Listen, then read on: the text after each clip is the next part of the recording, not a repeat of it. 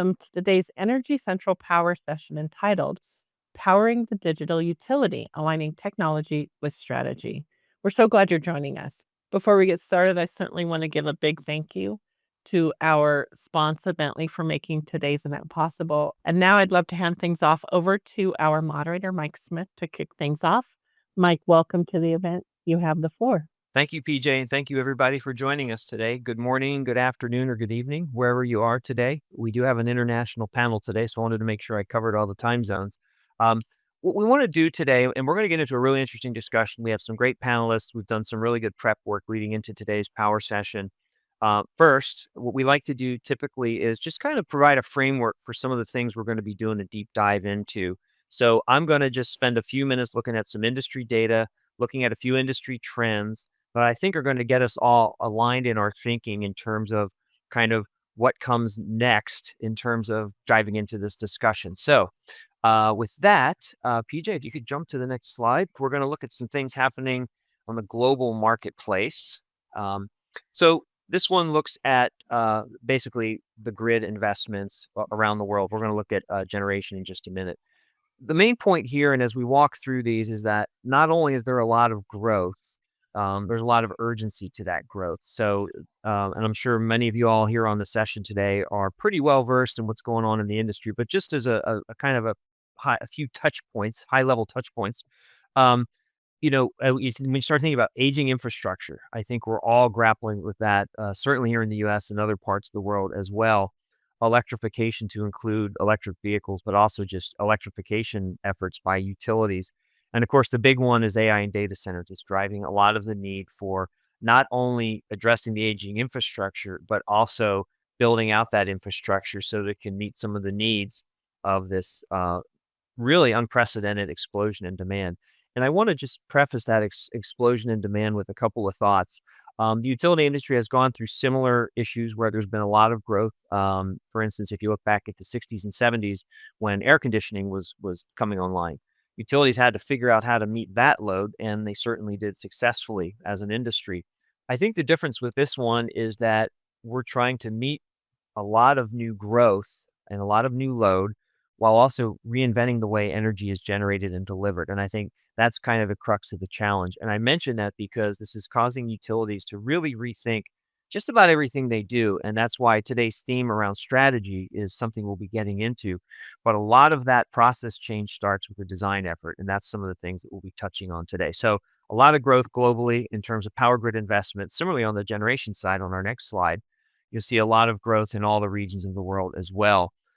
That number there on the bottom, I had to read it a couple of times. Like, oh my gosh, that's $3.2 trillion that needs to be spent in this space. So again, it's all those issues that are kind of converging to create this really demand that, hey, we got to get the T&D infrastructure going. And by the way, there's going to be a lot of demand. We need to have more generation. Looking at this a little more granularly for here in the U.S., this next slide looks at the T&D spend and how that's growing across some different kind of subsectors within T&D. You can see where a lot of that growth is. Not surprisingly, a lot of that is around poles, towers, and overhead infrastructure, where that's probably where a lot of the oldest infrastructure exists. Where we talk about aging infrastructure, that's where it hits home. Undergrounding is a pretty big issue, and I think that's going to continue to grow as well. Moving on to the next slide or two is where we're going to look at some industry trends, particularly around digital design for utilities. I'm not one to read slides, but we will make these slides available if you're interested in some of the content here. But a couple of things I just like to point out when we look at something like this. First, AI and automation, that's changing how utility work is being done. We're going to get into some of that in our discussion today. Similarly, digital twins is a really, really fascinating kind of approach, not only to design, but operations and asset management. I first saw this in the manufacturing space, and we were trying to learn how to apply that in the utility world. And there's some really interesting things that come out of that. And that's another area we'll be getting into today. Similarly, on the next slide, we have a few more trends as we jump over to that one. And again, this speaks to all the things that I touched on earlier when you start talking about the need for resilience with extreme weather events and all those sorts of things. Also, this idea around the decentralized energy, when we talk about DERs or distributed energy resources, that really changes the game for how utilities operate. It touches the customer, it touches the design function, it touches maintenance. That's a huge game changer. That's something to keep in mind. And again, this is really just to kind of give you all a general sense of what we're seeing in the marketplace as we dive deeper into these topics with today's panel. So, with that, we're going to introduce our first panelist, and we're going to get into that right now. So, our first panelist is Alex Richards. Alex is a founding employee of Aquawolf LLC that started in September of 2019, and he's the president there, where he oversees the development into an industry leader in the power delivery energy services. Um, Alex has a strong history of engineering production and management with a focus on overhead electric transmission and distribution engineering. He's taught many training courses in overhead line design and computer-aided line design for clients around the United States. Alex began his career in T&D engineering in 2007, and he holds a Bachelor of Science in Civil Engineering from Colorado State University and is a licensed civil engineer. So, Alex, thank you for joining us. And we are going to start our discussion with you today. Even from your bio, you can tell where you spend a lot of your time. And our first question is going to be reflective of that. Pole replacements can be very expensive for utilities. They have thousands or even tens of thousands of these poles out there. And there's, of course, a bit of an art and a science in managing, maintaining all those poles. So, can you share how you and your team are improving the efficiency of these operations, particularly from the design perspective? Because, again, when you scale up something like this, it gets very expensive very quickly. So, can you just talk about what you all are doing to improve the efficiency there in that design phase when we're talking specifically about the pole infrastructure and replacing those? Yeah, absolutely. When we're talking about design phase, we're also talking about the analysis phase. So back up a little bit. And one of the utilities that we work with to replace a single wood transmission pole that can cost around $150,000 just for a basic transmission pole. And if you're replacing a steel pole or a lattice tower, those costs go up significantly. And so uh, as utilities are facing more and more challenges with wildfires and these extreme storms, extreme weather events, there's a big focus on evaluation of the existing system. Where are the utilities vulnerable? And so, as an engineering company, we will work with utilities to evaluate their system. Now, there's multiple ways that you can go about this analysis. You can build models of the system in different software packages, and having almost 20 years of experience in this industry, we can say that Bentley's PLS CAD is the gold standard for that evaluation.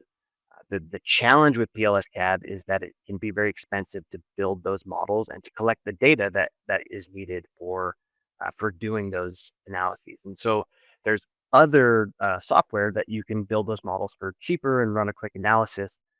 But what happens is that you end up having to replace a lot more poles than you would if you spent more time doing a proper analysis. And so what we've really focused on as an organization is building tools to to build models in PLS CAD automatically. So we'll take three-dimensional data, the survey data, and we'll automate our model generation.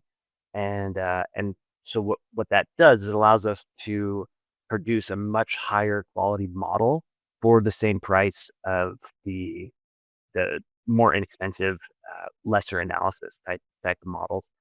And so that's kind of how we got connected into this. We submitted that project that we did for utility to the Bentley year in infrastructure, and we're awarded a Founders Award for that project.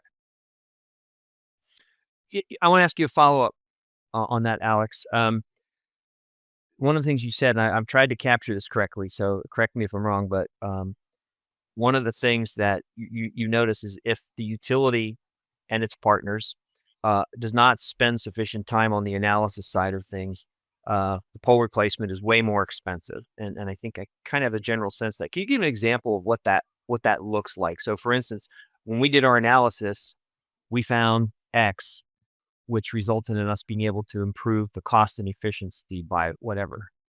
Yeah. So some of the more basic software packages that will do an analysis of of a single wood pole structure. Um, what they'll do is they'll look at the differential tensions on wire. They'll look at the wind load on the wires in the structure. They'll look at the ice load on the wires and structure, and from that develops a point load uh, at the attachment point on that structure. And from there, they calculate a ground line moment, but it's just a single fixed point load. We'll calculate a ground line moment and say, okay, well, this structure has a certain capacity for a ground line moment. And due to these point loads, this structure is overloaded. Uh, but in reality, what happens is when a pole deflects to account for changes in tension or wind loading or ice loading, that that load is actually reduced because the as the pole deflects, the tension changes in the wires. And so what PLS CAD does is it can look at the entire system at one time, produces a far more accurate representation of what's happening in real life. And so you might have on a software, a lesser software, you might have a structure that is 200% loaded. So it's significantly overloaded from what the ground line moment should be able to withstand, but you see that the structure is standing. And when you do a full blown analysis, you realize that, well, if that structure deflects just 3 to 6 inches, that's enough. And now when we run that analysis, it's actually only 40% loaded. And so that pole is fine. And we don't need to actually replace that pole. We can focus on the ones that are necessary. Okay. Got it. So as me not being an engineer, what I'm hearing is it's a more dynamic analysis as opposed to some more rudimentary tools, which the analysis is much more static. That's how I would look. Okay, great. All right. All right. Let's move on to our next speaker. And Alex, we're going to come back. I think we got a few more things we want to chat with you about. Our second panelist today is Don Tesselhoff. Don is a 4D specialist with BAM Infra Netherlands. In his current role, Don creates and implements 4D design for clients and with his teams. Excuse me, as a corporate key user, Don also provides training and support across a number of different software platforms for colleagues and clients. Don works in electric distribution, transportation, water, and logistics industries. Don, thank you for joining us from the Netherlands this afternoon or this evening. So we appreciate you coming on board with us here. And again, I wanted to ask you something to kind of kick off this part of the panel today. One of the things that I read about in the run-up to today's session was the work, and I hope I pronounce this correctly, at Main Station Schiphol, which is at the Amsterdam airport. You and your team led the design of this main station, which is a big substation. So what made this project particularly challenging from the design standpoint? I know this wasn't just your standard, what we might call run-of-the-mill design project. So what made this one kind of particularly challenging for you all? Yeah, thank you, Mike, and thank you for having me over.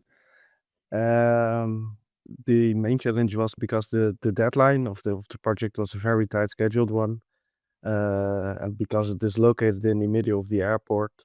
It is a very luxurious design of a power grid station. It will be the main power station of the airport. And because of the luxurious design, it is half underground. And because of aesthetic requirements, there's going to be a dome over it.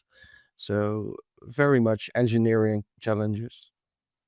And the main design was created by the client. And after providing the design to us, we made a detailed design, which we use to create and construct the power grid. But there was a very short amount of time between the design phase and the construction phase. So while we're constructing the object, the design is still progressing. And because of that challenge, there's a very short amount of time of preparing the project. So procurement of suppliers, scheduling all the placement of equipment and buying all the equipment, planning the logistics in a very small amount in a very small terrain. So basically, the challenge is time, and because of 4D, and that's going to be another question, I think. But yeah, we use 4D to solve these challenges. Okay, so it sounds like obviously it's in the middle of the airport. You're on a tight schedule. As I'm keeping some notes here, you're building it while you're designing it. So there's an old expression. I don't know if it's in the Netherlands, but over here we say you're building the plane as you fly it. Sounds like it was that approach. What what is it, either technology or process, that enabled you to be able to do that? Was it data availability? Was it just rethinking the process and how different pieces of the job get handed off? What was it on that kind of process and technology spectrum that enabled you to do this? To do the project itself or to do Yeah, the full application? to able to do it with these constraints, particularly around time and space, being short deadline, middle of the airport, not an everyday project. So what is it around either the technology or the process that enabled that?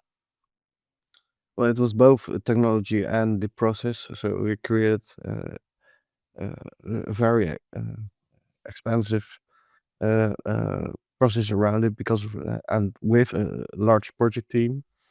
And the approachment was like 6 months we were designing, and after 6 months the project already started. And because of that short amount of preparation time, we started to use 4D in an early stage, uh, the very early stage, to optimize very early on. So we searched for our processes. So what information is available to us uh, to advance with the design, but also with which information do we need to construct already the basic things. So what could we prepare? And that process is set up and worked very well uh, with also 4D. Okay. All right, good. Well, we're going to come back to the 4D design process in just a little bit, but that's a great way to get that started. Our next panelist, our third and final panelist, is Joe Travis. Joe is a senior director with Bentley. He's in their solutions engineering team, where he's focused on energy and water.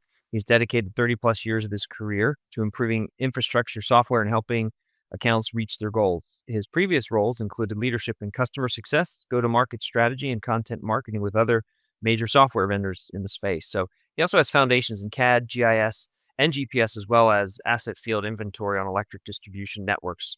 Joe has a degree in geography from the University of Georgia. So, Joe, welcome. And I'm going to kick this off with a question for you.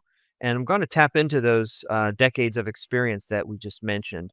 Um, in those decades of experience around design and GIS, you've seen projects of all types and sizes, I'm sure. And how are you seeing your clients and partners leveraging 4D design tools to improve their work processes? So I think here, um, I think one way when I'm approaching this in this question with you is, what did it look like before and what does it look like after you've applied 4D design? What does that improvement look like? I think that'll help kind of draw out how that rolls out and moves forward.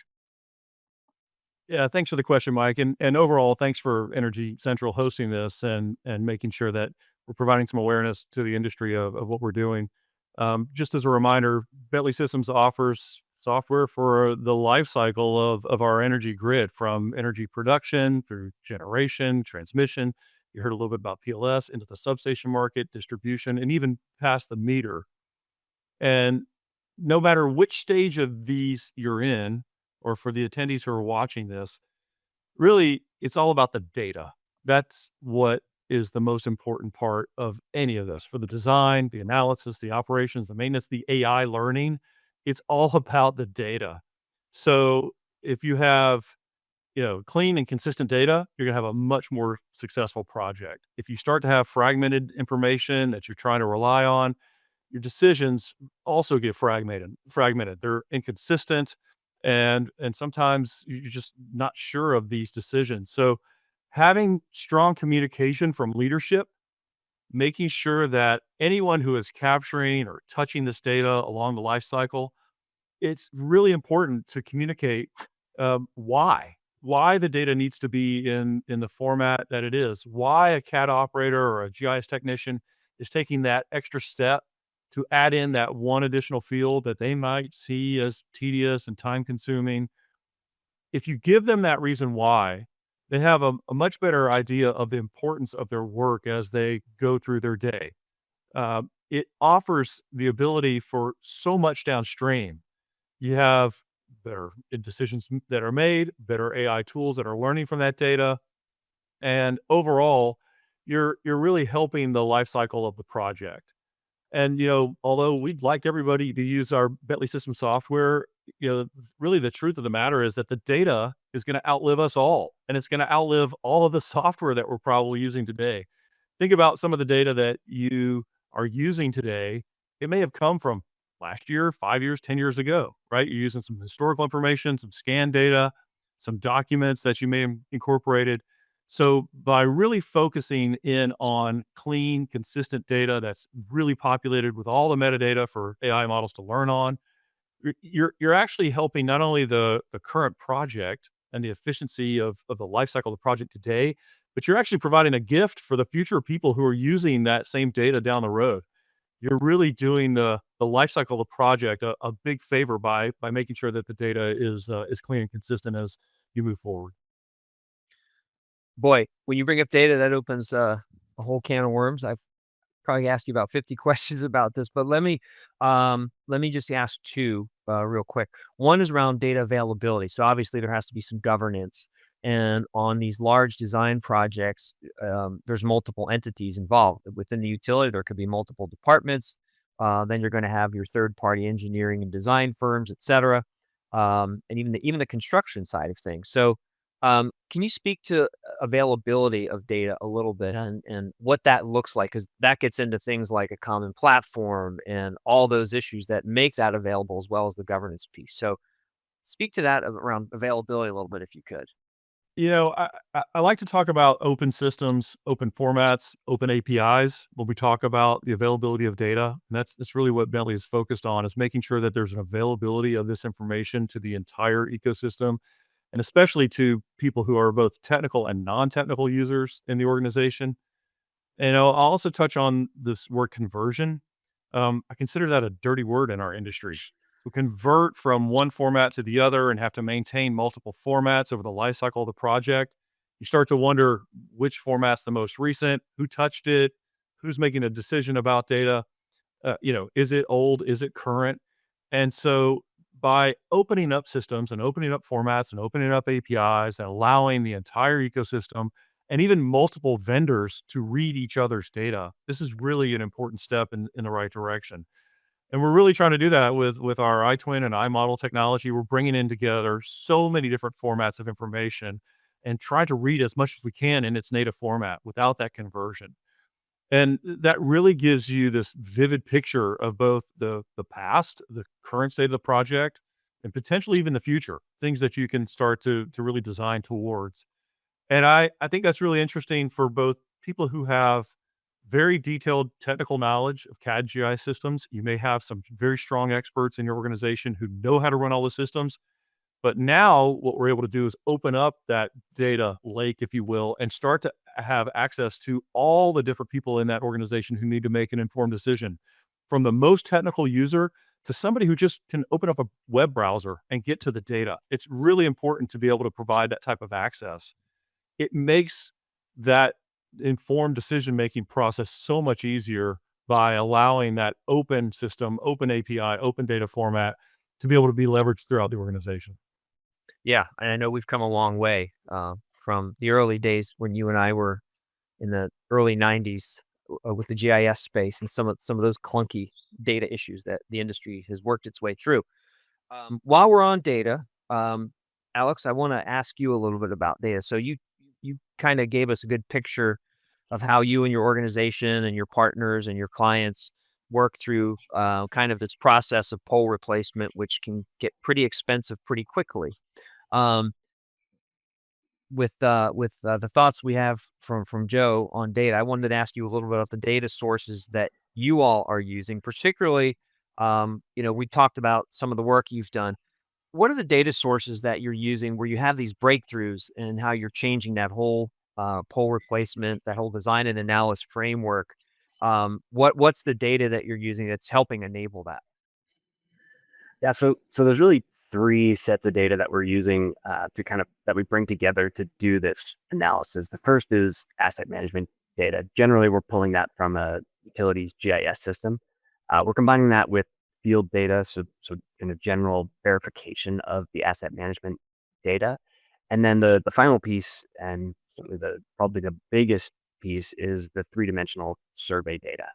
And so, kind of when we started down this path a few years ago of automating modeling, we focused on a traditional method of collecting data, which is LiDAR. And LiDAR is fairly expensive, and it takes a long time. It can take a long time to collect that data. Generally it's flown by helicopter or fixed wing, and then it takes time to process that data. Give a raw point cloud, you have to classify those points, and there's different technology to help move that along, but there's also a lot of manual work in that. And so our first objective was, okay, how do we model how to automate modeling using LiDAR data? And we spent a lot of time doing that. We came up with a tool that works very well. Uh, but you still had this component of the three-dimensional survey data from LiDAR that was expensive and time-consuming. And so a couple years ago, we met a company, emerging company called Look. I have no affiliation with. We just work with them, and they've got a pretty cool product that they have a handheld camera. I've got one here. It's this big, and we can have our engineers or technicians, they go out and walk a section of line that maybe it takes them 20 minutes or 30 minutes to walk that section of line. And and the Look has a kind of a background AI, a proprietary AI technology that provides a very rich data set. And that data set is, first it's like almost like a Google Street View of what you walk, uh, and also a three-dimensional point cloud. And their AI processing is able to classify that point cloud automatically. And so what we're able to do is combine our automated modeling tool with that point classification. And so a process that used to take months sometimes, we can now have done from the time the client says, hey, we want to go analyze this section of line. We can have it done later that week, the whole process. And so it's that's been a real game changer in collecting data and utilizing data to automate modeling. Okay. Yeah, and data for any time I'm in a discussion with any utility about any system, data is where we spend about half the time talking because it's been such a challenge over the years in terms of governance and data cleanliness and readiness and availability and all those fun things. Um, while we're on data, I'm going to open this question up to the panel because we do have one from our audience. And I think this is one that maybe you all can address because one of the things that we've touched on in some of the comments this morning already is around data availability and across that whole value chain with all the different participants inside and outside the organization. So, this question from the audience is what is the experience in data I'm sorry, what is the experience with data that the clients provide to the contractors and what can be improved? So again, um, there's always a challenge. I shouldn't say always. There's usually a challenge around that data quality and usability. So when you're working with your clients, typically at the utility, I would think, what are some of those challenges in terms of when you're receiving and how can that be improved? I'm opening that to the panel, so I'd love to hear from all of you on that. So to keep it simple, I'm going to start with you, Don, around that whole data availability and quality issue. What can be improved when you're getting data from your client? And the example you gave earlier, it's the Amsterdam airport, but it could be other entities, typically utilities as well. Yeah.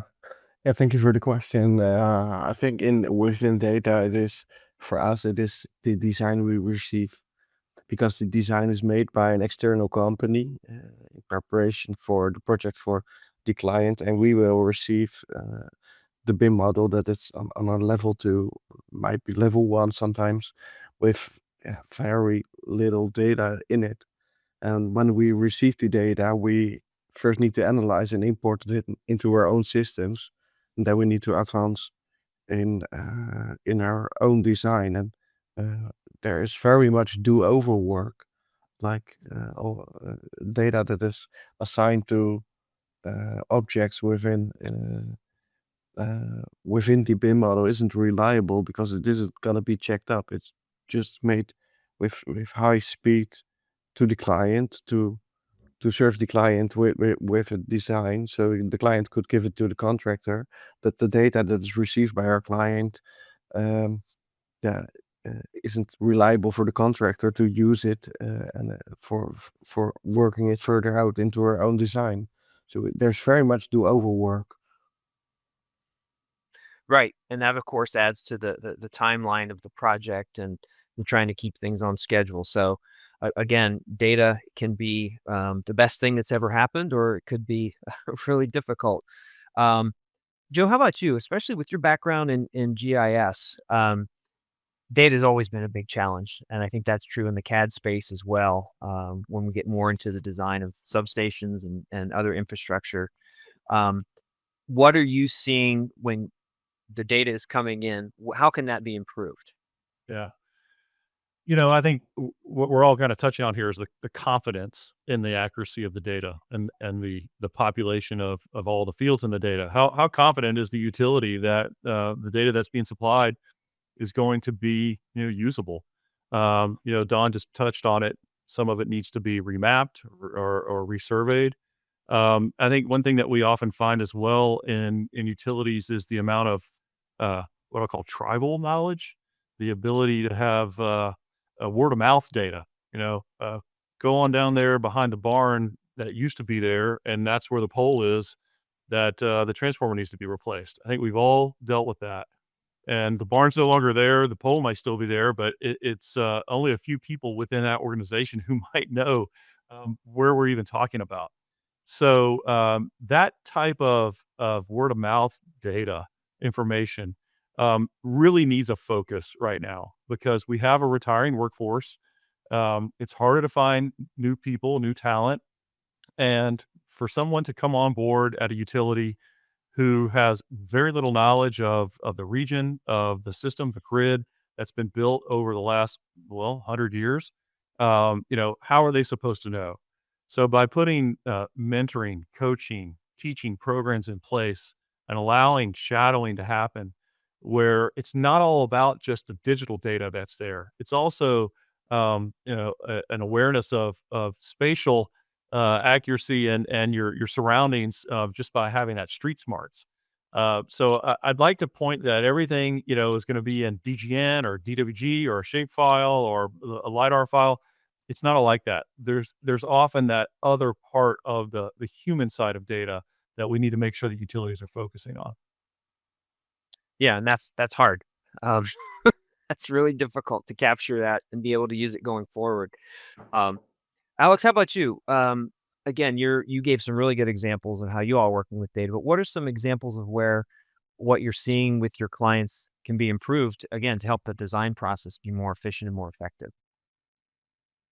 Yeah, I mean, this is a major challenge with utilities. And I mentioned asset management data, and I mentioned field data, and the reason that we have the field data is because the asset management data is generally inaccurate, and sometimes it's good, but there's no way that we can just trust that information. So we have to go out and verify that.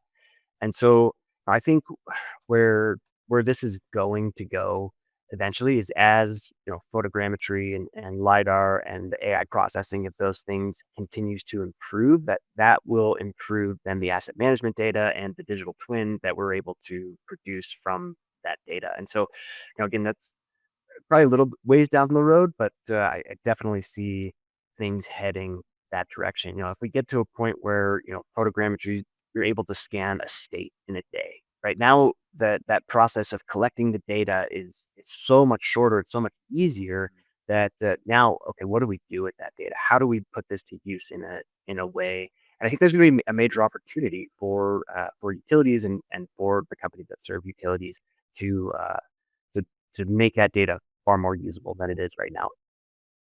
Yeah, and to your point about the asset data, man, that's tough. I worked with a utility about a year and a half ago, a large investor-owned utility, looking at their asset management practices, and they had a legacy system. They had SAP. They had Cascade for the substation people. And oh, by the way, there's field guys who are writing notes in a map book and then putting them into a spreadsheet in the office at the end of the day. So a good old spreadsheet never goes away. But yeah, that data quality and consistency is never, we haven't cracked that yet as an industry, but I think it's a lot better now than it was 10 years ago, as things become more open and standardized. We have another question from the audience that is, again, it's about data, but this is a little bit different take on it. So, this is about real-time data like SCADA data and how that's being used. So let me ask the question this way. So SCADA data typically is going to reside in a data historian. Is that a data source that you all are using in your design and engineering processes, where maybe some of that historic data in that historian is being used for your work? So again, Don, I'm going to ask you first. In your work, maybe not specifically on the Amsterdam airport project, but in your work, are you all using SCADA data as part of your design process, or or does a partner handle that? So I do not understand the question. What do we use?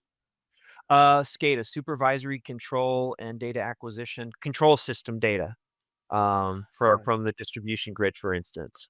Is that something Yeah. that is part of your process? Not that I know of, and not that I'm specialized in. Yeah. Okay. Okay. Yeah, I wasn't sure where this would go either, but I do want to get some feedback from the panel. So, Joe, how about you? Are you running into SCADA Yeah. data, and how are you all using that? For sure, not just SCADA, but IoT information on the whole has really brought digital twins to life. If you think about the design that you have in a CAD system, um, generally it's kind of outdated. Almost the moment that you close the file, something's changing in the field potentially. So by having sensor information, whether it's SCADA, whether it's temperature, wind speed, pump vibration, all kinds of things that now we can bring in. It gives us a tremendous amount of analysis that can happen in real time. So now you have a model that is much more of a true reflection of what's going on in the real world. And we're not only seeing that in the design side, but as soon as the design is done and the project has been built, we see that data going straight into operations and maintenance. So by having a model that can be used not only for the design, but then for is my pump too hot? Is my wind speed too great? Do I need to take action before something fails? I think that's really interesting for utility to consider now by having that type of real time information coming in to prevent things like a forest fire or prevent things like an outage. It gives us a lot more insight now by having that real time information. Um, I want to ask you a little bit about real time. So, I think you used the term real time analysis. So, is it you're using the real time data to do the analysis, or is there a real time element to the analysis that you're performing? I guess it's more of an and. It's not an or. There are actions being taken based on real time data that's coming in. So that's really the key point here is that we're able to find problems before they happen. We're allowing our accounts and our users to see when things are going awry before it happens, at a tolerance, basically. By placing a sensor in a substation, by putting even crack detection is probably another good one on a dam. By monitoring if a dam is cracking, and if you need to take some crucial quick action on the dam before it fails, that really helps in not only the maintenance of that, but potentially the design of a new dam or something that you're going to build, down the road. Yeah, moving towards predictive operations is That's the right. goal for our industry for sure. Alex, how about you? Are you all seeing SCADA or other IoT real time data useful in your design efforts?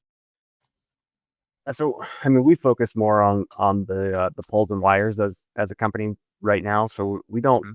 we're not really ingesting real time SCADA or IoT data. However, to echo Joe's sentiment that as we are utilizing data to produce a better digital twin, taking that data and making real time analysis is absolutely going to be an important part of kind of the next step for utilities. Our company just does not there on the electrical side. My 20 years, almost 20 years in the industry, I still look at the electrical side as wizardry. So Yeah, I think the expression the grid is the world's most complex but also successful big machine. And yeah, I agree with you. Don, I'm going to come back to you.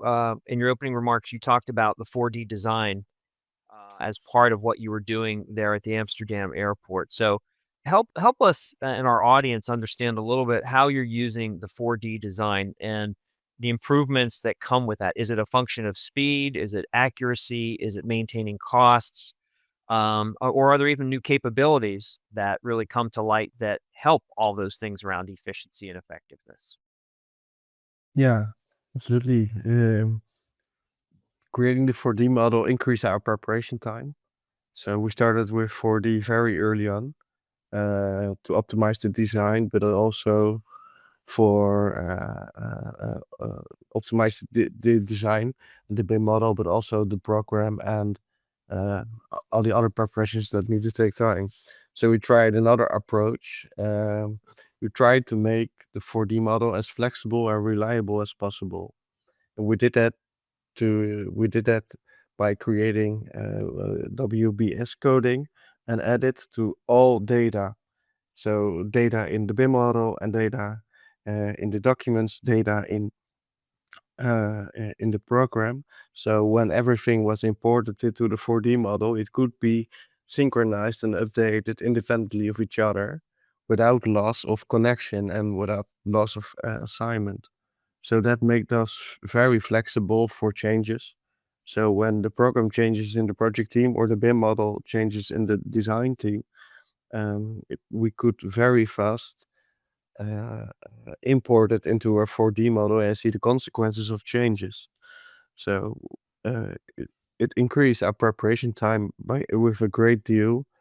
So we could also make decisions much faster and also have better communication with our client uh, with changes that they were proposing after the design phase. So while we're constructing and designing at the same time, they also uh, demanding or asking changes. So we made the 4D model very flexible to, uh, yeah. So a big part of that, it sounds like, as you described that, Don, is just having that visibility enables more flexibility in the design process, particularly when you have a client that's coming in and making requests that are surprising you. Yeah. Okay. Could you repeat the question? You're a bit disconnecting, sorry. I'm sorry. It sounds like one of the big benefits of the 4D design approach is that you have this improved visibility that enables you all to be more flexible, particularly when changes need to be made, like if the client has requests for changes. So is that kind of the big differentiator, is having that added visibility provides that capability? Yeah, absolutely. And the communication with the client is improved because of visuals. So because of lack of visuals, there's a lot of miscommunication, and because there's visuals, people are speaking about the same problem, the same challenges. So the conversation is more accurate, and it doesn't take 2 weeks or a month to come uh, to solve the problem, but it's just a matter of hours or a matter, yeah, a matter of hours. Just one meeting is enough for making a decision on a very hard uh, problem. Okay. And again, I'm going to ask Joe and Alex a similar question. Where are you all seeing 4D design capabilities really impact some of the work that you all are doing? And I think, Joe, this might be more up your alley, but Alex, Yeah, I'll jump if you in. have something to contribute, please do. Actually, it's not only in the design, but it starts to really weave into the construction phase where when you need massive amounts of equipment on site to be highly coordinated for timing and space, the design feeds right into the construction for our 4D solution we call Synchro. And that allows the ability to get everybody on the same page, the entire ecosystem of contractors that are out there to be able to understand how big is the space that we're working with, and how big is your truck? What type of equipment do you need to bring in? Do you have a tractor, a front loader? What do you need to be able to have on site to get the design moving into the construction phase as quick as possible? You don't wanna have conflicts for 2 people having the same huge truck being in the same place at the same time. So, by having that, visibility into a dashboard of anyone's, timeline of their schedule, we're all using the same design data. We're all on the same platform when it comes to construction, and it offers a much better, really a window into how quick the timeline is moving from design to build. And that's what we're seeing in so many different projects from energy production, generation, all the way through the life cycle of transmission, substation, distribution, and beyond. We see the use of synchro technologies, and it's not just in electric utilities, but really across the board in all the industries that we're serving. Okay. Good. Synchro. Synchro is the product name, right? Or the solution? Synchro. Okay. Yeah, Yeah. Synchro 4D. We'll make sure we had that. Okay, good. Alex, I'm not sure. Is 4D is part of some of the work that you're doing, particularly on that pole infrastructure? No, I wouldn't say necessarily that's how we're addressing it. You know, yeah, I don't think we've got anything to add on that board piece. Okay. Okay. While we're still on the 4D topic, Don, I wanted to come back to you because one of the things that in the prep for today's session we learned about was your project there at Amsterdam Airport had something called a 4D virtual safety walk. I've never heard of this before. So, can you tell us kind of how this came about, what it is, and what value it adds to the project? Yeah, absolutely. Uh, in the past, we did a virtual safety walk with a BIM model, and it was just a permanent phase, so the definitive phase when it was fully constructed. But when we did a 4D model, we want to make use of such a safety walk. So it was a combination between a site inspection, but looking into the future. So how would our construction site look like? So we started early on with preparation phase by creating 4D model, and we organized the 4D safety walk as a combination of design review and site inspection. And by organizing it in this way, we could be able to encourage the design project team to organize to optimize their work very early on. So we first used the 4D safety walk to optimize the construction site. It was very early on in the project. So we created a very optimal constructive site with all the cabins and where the equipment would be and walkways and safety measures. And by walking through the model in 4D, first in the video and then after it in the 4D model itself in Synchro, we could address the problems. We could address possible incidents. We could address things that wouldn't fit in and then later state. So this included considering temporary construction, storage space utilization, safely walkways and unit placements. And this resulted in an optimal design is a safely construction site before building it. So we did it before designing the constructive phase. And during the implementation of the 4D model, we identified multiple several safety hazards. So when phasing out the objects, we identified so many activities at the same place at the same time. What Joe was mentioning, very much equipment at the same place it was needed, like concrete pumps or temporary cranes, lifting cranes. So this application proved very successful to identify the safety risks and possible hazards because we weren't able to identify these before. Because of the 4D model, we discussed this really early on.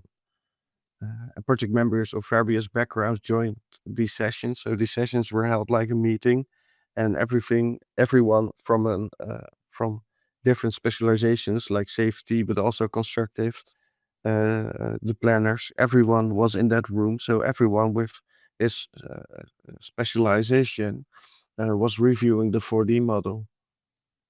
So it was a great success. Yeah.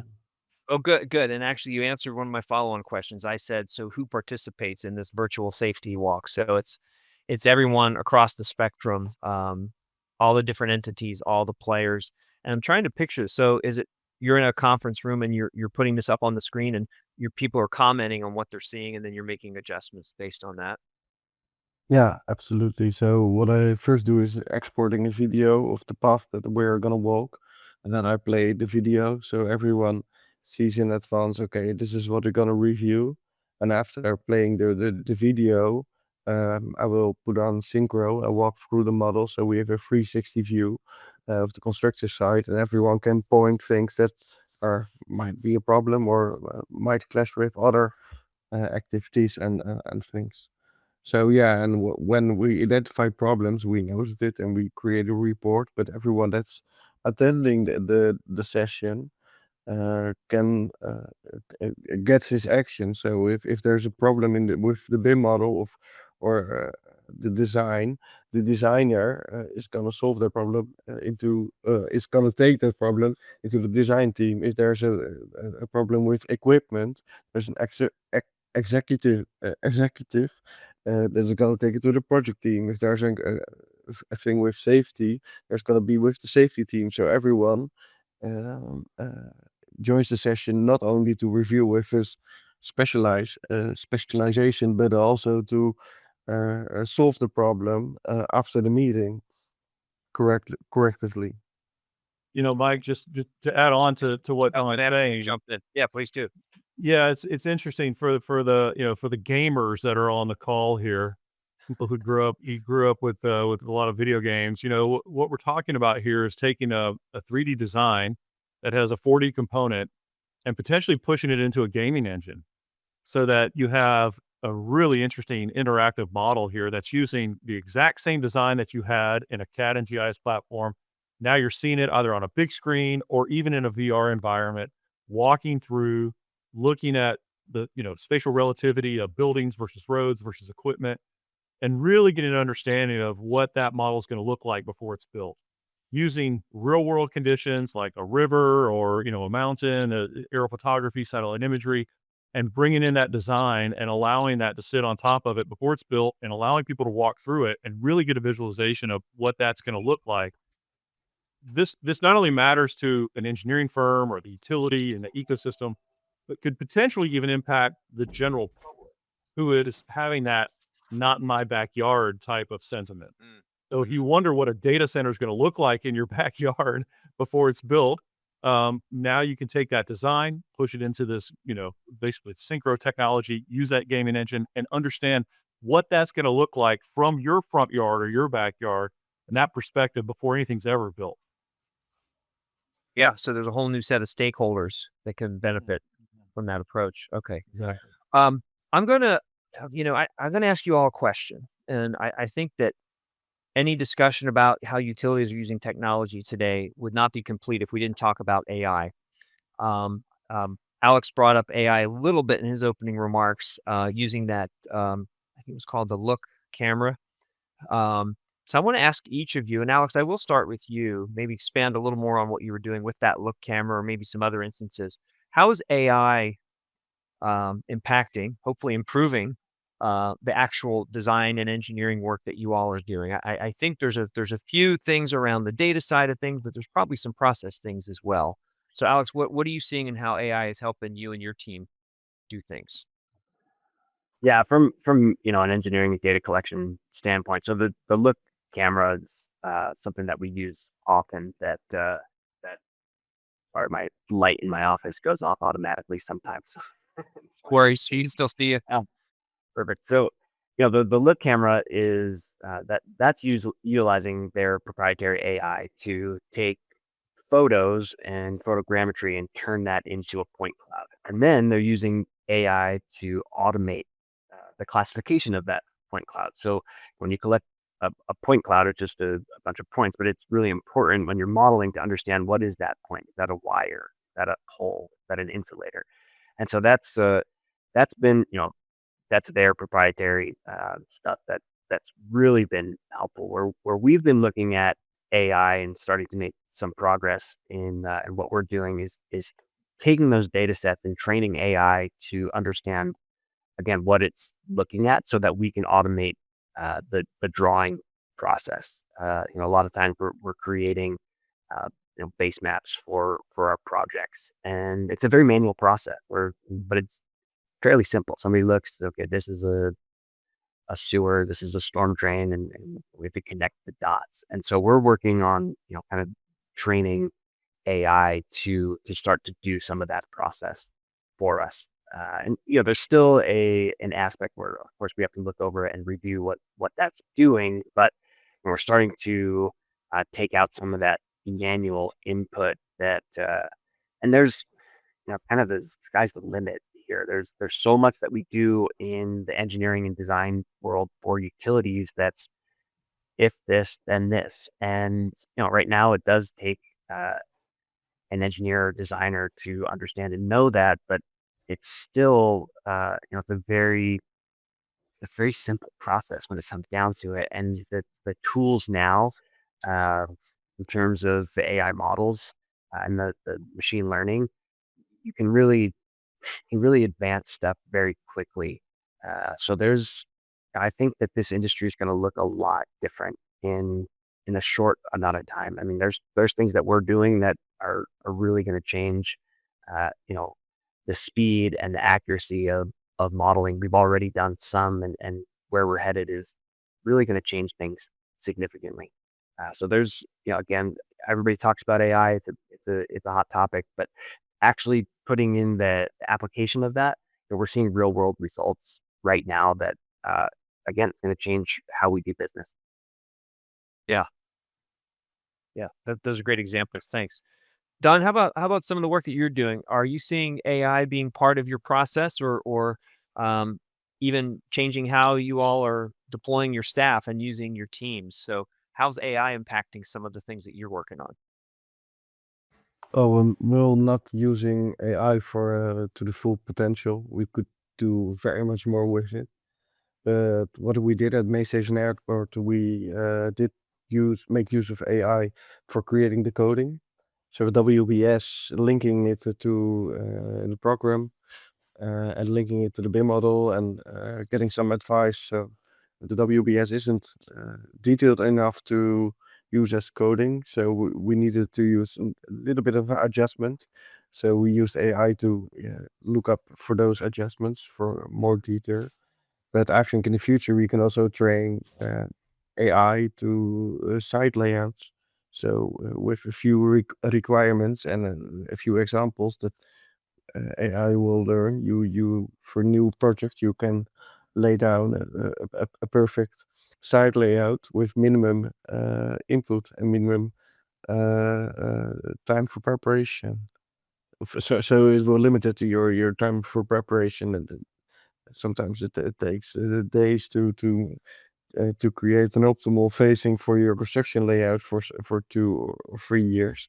With AI, you could advance and do it very much faster than now. Yeah. Right. Yeah. I think we'll see things happening in days or hours instead of months or years, to your Yeah. point, especially those very heavily manual tasks. Joe, I'm gonna guess you've got something to add here around what you're seeing on the AI front with some of the customers you work with. Yeah, but both Alex and Don touched on some of the repetitive and mundane tasks that we're seeing, and in terms of feature recognition, classification, that's all good too. But actually, one of the most interesting AI advancements that we're working on is around site design and site selection, and trying to understand local covenants or local requirements for the site itself. Maybe there's a restriction on setback lines or something like that before anything is ever built. What we're now seeing is the ability to upload those requirements, those documents that may have come from a municipal, county, city government on those restrictions, and designing with those in mind. So allowing Copilot to read those restrictions and then say, "Okay, here's your design. This is what we're gonna build," and it already is compliant with those restrictions that are coming from the city or the county government, without you having to then modify your design after it's maybe rejected. So more and more is coming. All I will say is I'll echo, I think what Alex says, it's a trust but verify. what you're looking at AI doing, that's great, but there's no just sending it off without making sure that somebody's actually reviewing what it's produced. Right. So there's both a speed and an accuracy component here, Oh, for sure. for the most part. Yeah. Okay. Okay. Good. Um, Don, I want to come back to you, and I am keeping an eye on the clock because there's a couple questions I want to make sure I ask our panel. But we had a pretty good discussion about data just a little bit ago. Um, I wanted to revisit this with you, Joe, because you had some good experience that you shared with us on this front. But what are some things in terms of I want to ask you about is data management, and what are some of the practices or technologies that are really improving that data management picture? And by data management, I mean availability, accuracy, governance, access, those things that really make data that strategic asset that can really elevate, expand, accelerate these different types of projects. So what are a couple of things that you're seeing around data management that's really kind of changing the game of how things have evolved over the last few years in this digital environment?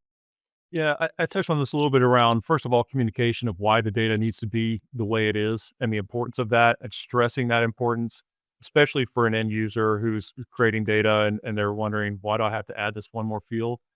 If you don't add that one more field of metadata and you expect your AI models to be able to learn on that, you're going to get fragmented information, right? So finding the right standards, the processes up front, communicating those, I think it's a really big deal for the leadership in any utility or anyone who has that type of role. And then the access to data, we're with ProjectWise, Bentley's ProjectWise, we're also providing project-based data that allows anyone in the organization and really the ecosystem to be able to leverage that data from the right standpoint with the right access, whether it's read, write, those types of restrictions, and really starting to understand, can I then deliver a project-based design as a deliverable? Do I have the ability, instead of printing out a bunch of sheets and stamping my stamp on it, can we do digital delivery of the project? And I think we're seeing more and more of that come around as well when it comes to the data itself, is that it's being seen as high confident data that we can move forward with a stamp. Okay. Yeah, and it's one thing to have the data, it's another thing to make it available, and then making sure that it's available to the right people at the right time. All that's part of the trick. Um, I want to step back just a little bit and ask you all perhaps a broader question that really harkens back to the theme of today's session around powering the digital utility. And utilities are certainly becoming a lot more digitally oriented in their operations. One expression that some of y'all may have heard is, at some point, the data becomes more valuable than the electrons. I've heard that several times in recent years. So there's obviously benefits. We've talked a lot about the benefits of digitization, but maybe let's talk just a little bit more about the challenges of working in this more digital environment. We've talked about, accelerating projects, improved accuracy, improved availability. What are some of the challenges of working in this digital environment, particularly as compared to maybe an environment that was more more analog, not as digital, more manual, perhaps? Don, what are you seeing in terms of some challenges as you all move to this more purely digital workspace? And I think, Don, I think you're. Oh, there you go. Yeah, I am. Um, I think the biggest challenge is to work fully digital is that we also we all times work with people that do not always use computers. So, like half of the project team isn't very advanced in digital applications. So, the preparators and might be project leaders, they can do digital things, but the people that are constructive outside, construct the building and are leading the constructive process aren't uh, too much able to use these digital applications. So you need to prepare and train them very early on and very much, but uh, they don't want to then to take much time. It needs to be easy. It needs to be clear. It needs to be done. And that's the biggest challenge, to train people and inform them how to use things. And because using digital applications can be very much challenging, and it's not just one program, it is multiple programs for multiple use cases. So I think people is the biggest challenge. Yeah, and I heard you say one thing that I think is a differentiator. Obviously, there's old guys like me. We've had to learn and relearn things like technology. The new workforce coming in, they grew up with technology in their back pocket, so I think they're going to be a little more amenable to this. But what I heard you say was to involve them early and often in the training and setting that expectation. So I think that's one of the big takeaways there. Um, Joe and Alex, what about you all? What are some of the challenges as you all work more with in a digital environment, either with your teams or with your clients or your partners? Yeah. I'll just touch on access to data from the field, from remote standpoint. Finding a fast way to get data in a remote environment can be extremely challenging, especially for a rural electric co-op who may not have internet or even cellular on their entire system. We have utilities in the outback of Australia who have extremely hard times finding ways to get connectivity back to the main office. So having then a download, a static version of that data, right, while you're out in the field, a backup per se, is a real big help. But you've got to be able to provide that type of access to that information. If somebody's going to grow to depend upon it, you have to be able to provide it. And in some cases, that is a big challenge for utilities. Yeah, yeah, I hear you, and that's interesting. I hadn't thought of it in terms of some of these utilities with these massive service territories. I'm here in Northern California, and I'm not a PG&E customer, but PG&E's everywhere, and I've often used that as an example. On any given day, they can be repairing a substation in a big city like San Francisco, and they can have another crew digging through 10 feet of snow in the high Sierra to repair a transformer. And two very different connectivity needs there for sure. And your Australian Outback example was very graphic. I could see how that would be challenging. Alex, how about you? What are some of the challenges of working in this digital environment with your teams, or your clients, or your partners? I think, kind of to touch on something that Joe discussed before. One of the biggest challenges for us is the loss of institutional knowledge.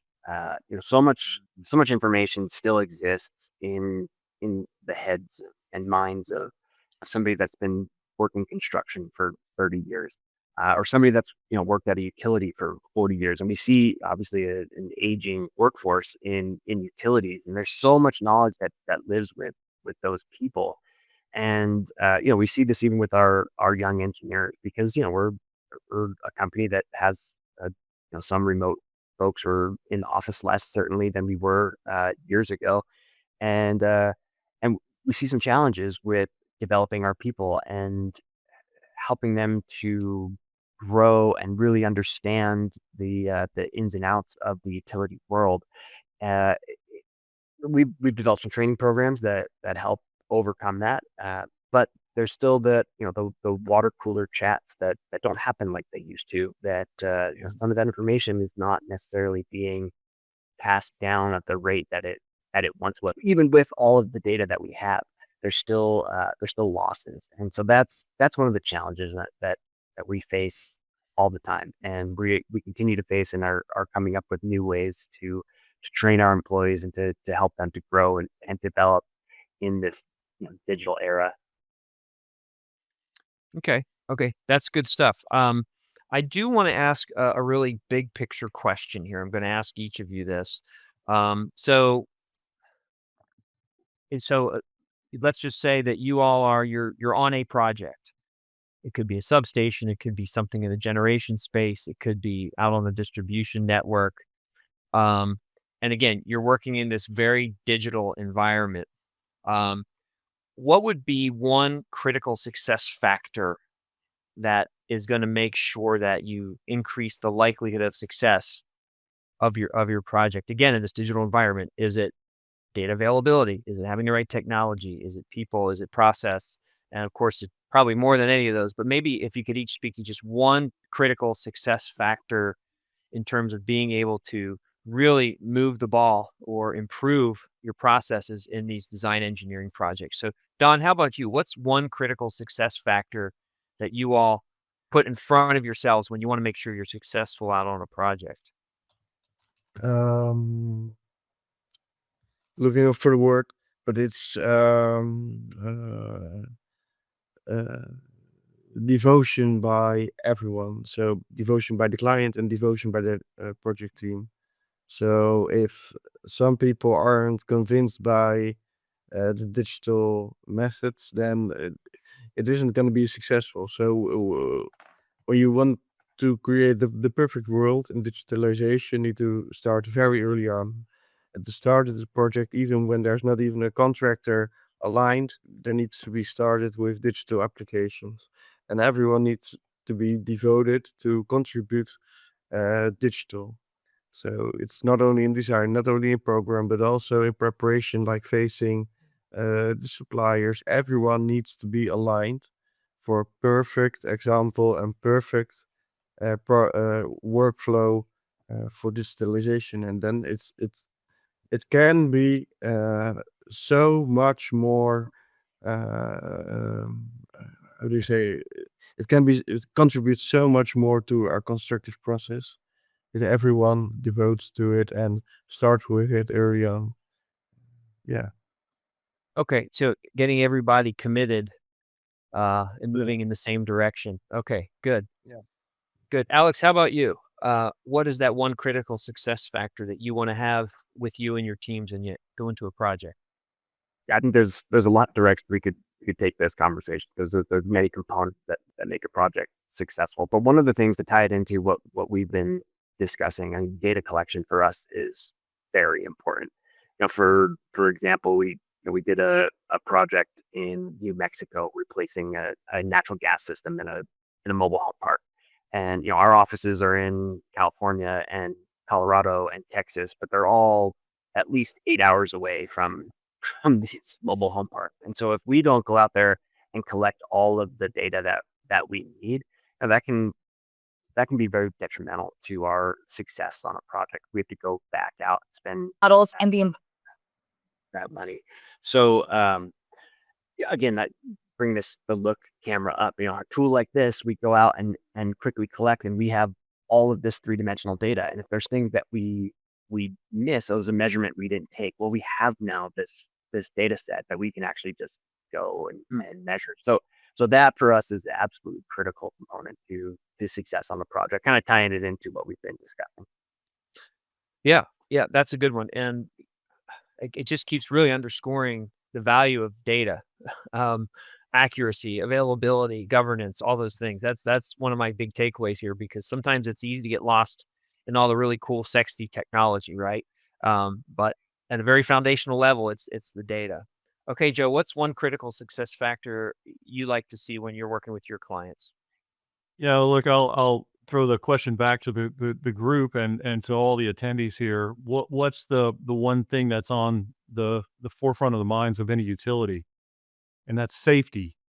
Almost any meeting at a utility starts with a safety moment, right? Yep. We talk about a variety of ways to keep people safe on the job. And if you have one accident, that's going to be detrimental to the life of the project. And so much of that safety factor depends on what we've been talking about here: the accuracy of the data, the availability of the data, how much you can trust it, how much confidence you have in the data. If I go out to some single phase line at the end of the road, is the line hot? Well, my data says it's not. Am I okay to get close to that pole or not? Is the substation unlocked? Can I go in there or not?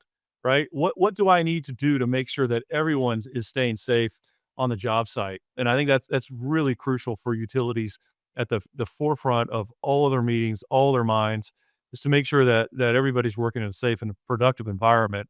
And again, so much of that goes back to the accuracy and the confidence of the data. Yeah, and that brings up another word when we're talking about data is trust. Mhm. Are the people who are on the receiving end of that data, do they trust that data? And that's a big one too.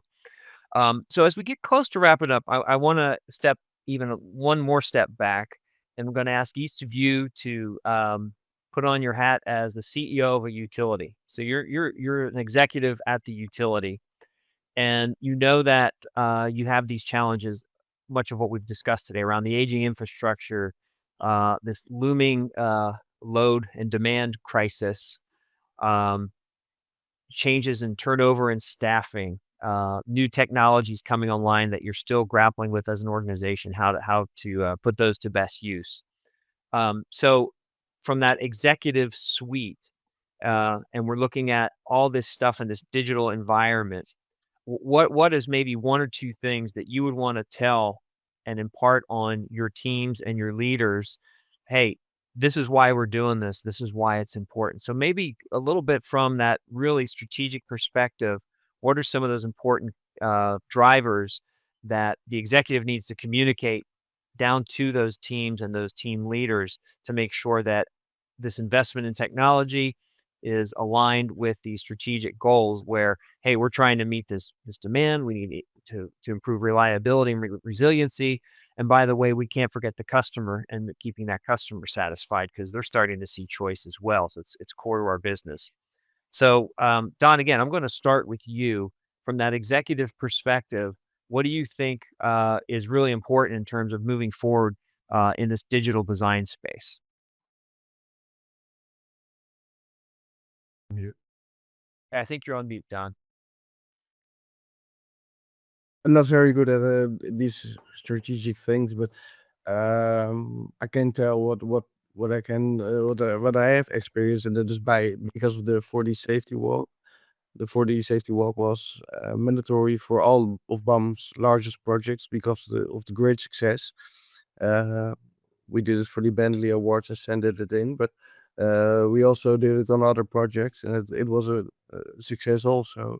So the 4D safety walk is just one application, but it's a product of the 4D model, and the 4D model proved to be very reliable in terms of safety, in terms of logistics, in terms of communication, and there was lots of less miscommunication, lots of less incidents, and lots of less miscommunication with the client. So it is a very good application to use for all the company, and to do that you need to create capacity with people. Uh, so my main strategic thing would be 40 on all of the projects with people that are capable of doing it, and that takes an investment to do it. Yeah, well, I think that's actually a really good one, Don. You said you're not good at the strategy stuff, but safety is often the number one strategic imperative at a utility. So I think that's really good. And, you know, striking down the hammer and saying, we will do this on every design project, even if it's strictly from a safety perspective. I think that has a lot of value. So I think that's a really good one. Alex, how about you? You're the CEO of a utility and you see your teams engaged in this digital environment. Well, what's the one or two messages that you want to make sure that they have great clarity on as they move forward? Yeah, I think, the message would be that, we're pushing into this new era of utilities, and we're not just going to do things the way that we have for the past 40, 50 years. Because we have new technology, we have new tools to actually make changes in how we're doing things. And there's a lot of challenges that utilities are facing, resiliency, challenges with extreme weather, with fire events. We have changing generation, right? We have all these small renewable projects that are tying into the grids, that we're decentralizing how generation exists. We have this growth demand is tremendous, and so what we're doing is saying, hey, we have new tools and new ways of thinking so that we can actually face these challenges. Not even to mention the challenges with the rate structures and how we're going to actually pay for all of this stuff. And so there's a lot. And so I would, if I'm sitting in that seat, I'm saying, hey, we're entering a new era, and the time of the 80s and 90s where we really had a bunch of capacity in the grid, and it was kind of centralized generation. Those are gone, and we're facing major challenges. And now we have we have tools and technology to face those challenges. And so that would kind of be the push there. Yeah, yeah, and as I mentioned earlier, I'm pretty old and I've been around this stuff for a long time, and it's funny how I'm probably gonna mangle the expression, but you can say everything changed really slowly until it didn't. And I think our industry is at that point now and has been for probably the last few years. But change was very incremental, and all of a sudden it was anything but that. And I think the distributed energy piece is probably one of the biggest things that's inherent in that. All of a sudden, we're changing everything. So, Joe, how about you? What are you seeing on the landscape as a utility CEO that you want to make sure your teams are aware of? Yeah, I think the old adage of, "If it ain't broke, don't fix it," kind of, mentality, I think that is going away. I think it's really understanding, what technology is available today. I would ask, my leadership to be curious about what tools are out there, what new processes, what capabilities do we have when it comes to technologies, lean into AI, and really understand, how you can best use those tools. Um, there's obviously a growing demand, capacity, and the need for reliability and resilience on the grid. And there's a lot of tools that are out there now that are available. So, I would say move faster if possible, right? The utilities are typically pretty slow to change and to move. But as utilities are looking at different vendors, whether it's Bentley or anybody else, I would ask those software vendors, hey, what's your interoperability strategy? What type of integration do you have with other vendors? How well can you work with my in-house systems versus my, other vendors that are out there that we've already selected? It's interesting to see that most vendors will start to offer that type of option and potential. And if they're not, push them. That's how Bentley has grown is really through many of our accounts saying, "Hey, if you could just do this one more thing," and that gives us the opportunity to go back to the development staff and say, "Hey, can we do this? Because this utility is asking for it, and if they need it, 100 more are probably going to use it as well." So we would ask that, our utilities, whether our accounts or not, push us and ask us to show the capabilities, show what we can do.